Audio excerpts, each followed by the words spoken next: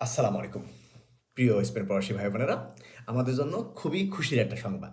আর যারা স্পেনের বাইরে আছেন তাদের জন্য খুশির সংবাদ কিনা সেই বিষয়টা দেখি আমরা কথা বলতে পারি কিনা পরে।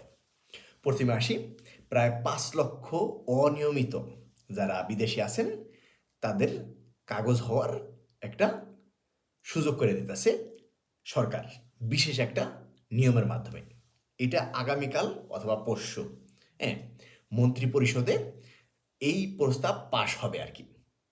এতে করে মানে ওই যে পদেমোস এবং ওই ইয়া ইয়া সোশ্যালিস্ট এরা এরা দুইজন এরা এরা যুক্ত হয়েছে আর কি, অথবা জোট বাঁধছে আর কি এই নিয়ম পাশ করানোর জন্য আর কি। কি নিয়ম পাশ করবে মানে 31 ডিসেম্বর 2025 আগে যারা স্পেনে আসছে তাদের যদি স্পেনে আসছে তাদের যদি 5 মাস পূর্ণ হয়ে যায় তারা কাগজ জমা দিতে পারবে শুধুমাত্র পুলিশ ক্লিয়ারেন্স দিয়া। এখন ওই যে 5 মাস যে হয়ে গেছে এখানে এক নাগারি অথবা একটানা যে সে 5 মাস বসবাস করছে, এর জন্য তার যদি এমপার্দনামিento থাকে ভালো, এমপার্দনামিento না থাকলে কোনো মেডিকেল চিকিৎসা নিছে কিনা সেটা থাকলে ভালো, সেটা যদি না থাকে মানে সে কোনো টাকা পাঠাইছে কিনা, বাস অথবা অন্য কোনো লিগ্যাল কোনো প্রুফ আছে কিনা যে সে 5 মাস যাবত অথবা 5 মাস আগেতেই এই স্পেনে থাকে আর কি। আমি আবার বিষয়টা বলি, মানে 31 ডিসেম্বর 2025 আগে যারা স্পেনে ঢুকছে তাদের যদি 5 মাস পূর্ণ হয়ে যায় তারা কাগজ জমা দিতে পারবেন শুধুমাত্র পুলিশ ক্লিয়ারেন্স দিয়েই আর কি। যাই হোক, ওটার সাথে তো এমপাদারমিento করাই লাগবে আর কি, হ্যাঁ, পুলিশ ক্লিয়ারেন্স দিয়েই। এখন সে যে 5 মাস এখানে ছিল এটা কিভাবে মানে মানে নিশ্চিত করাবে কর্তৃপক্ষকে আর কি। যদি তার বাসের কোনো থাকে, টিকিট থাকে, তারপর যদি টাকা পাঠাই থাকে, তারপর মোবাইল চালাইতাছে সেই সার্টিফিকেট যদি থাকে, তারপর মেডিকেলে যদি কোনো সার্টিফিকেট থাকে, অন্য যদি কোনো সার্টিফিকেট থাকে, সেই সার্টিফিকেট দিয়ে সে 5 মাস প্রুফ করে, হ্যাঁ, এই পুলিশ ক্লিয়ারেন্স আর নতুন একটা এমপাদনামেন্ট উঠেই কাগজ জমা দিতে পারবে আর কি, কাগজ জমা দিতে পারবে।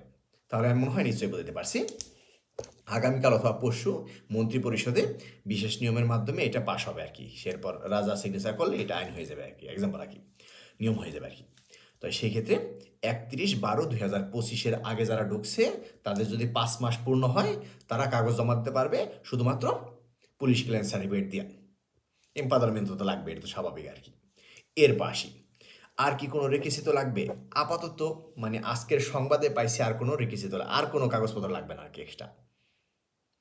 কালকে অথবা পরশু যখন পাশ হবে তখন ওই বুলেটিন দেখলেই বোঝা যাবে যে কী কী সার্টিফিকেট লাগবে অথবা কী কী কোনো মানে ছোটো কোনো লেখা আছে কিনা, এক্সাম্পল আর কি। চিন্তিত হবে না, আশা করি ছোটো কোনো লেখা নাই। এর পাশে আসিল যাদের আসিল আছে মানে আজালাম আছে অথবা অন্য অন্য সমস্যা আছে আর কি, অন্য অন্য মানে এই নিয়ম নীতিতে কাগজ জমা দিতে চাইছে, হ্যান ত্যান এটা ওইটা ফাইসা রয়েছে আর কি।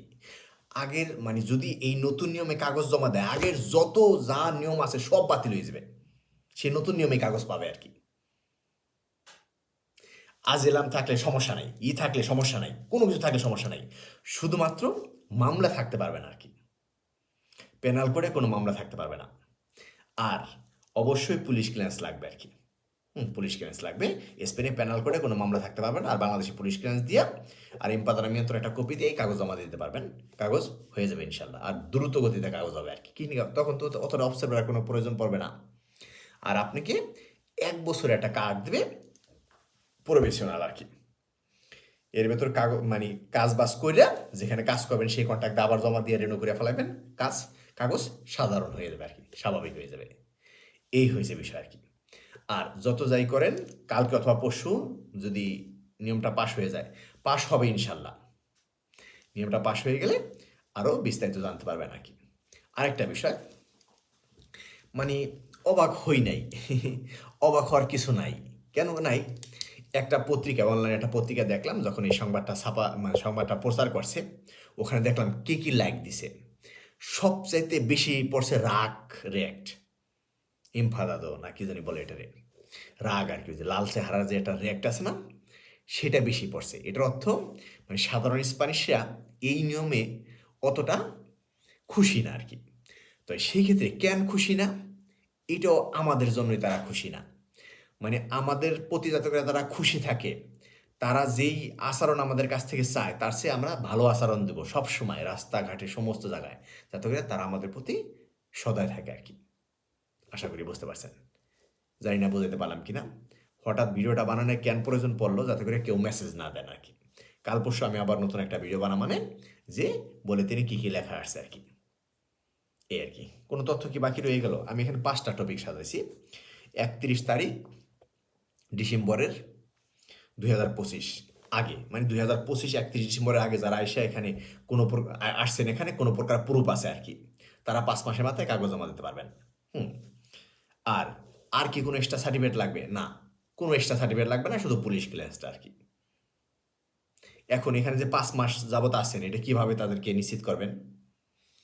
এম্পাদারের মেয়াদ থাকলে ভালো, তাহলে তার কোনো কথা নেই।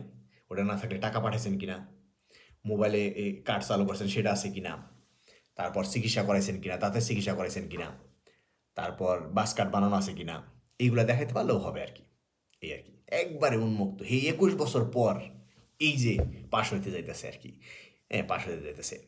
এর জন্য মানে সবচাইতে বেশি ধন্যবাদ দিব আমাদের বাংলাদেশ কমিউনিটির ভেতরে আমাদের ইলাহি ভাই, আমাদের ইলাহি ভাই, আমাদের ইলাহি ভাই, আরও যারা আছেন সহযোগিতা করতেছেন।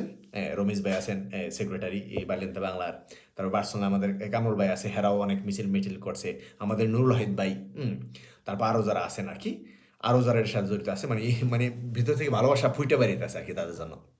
আল্লাহ যাতে করে তাদের উত্তম প্রতিদান দেন।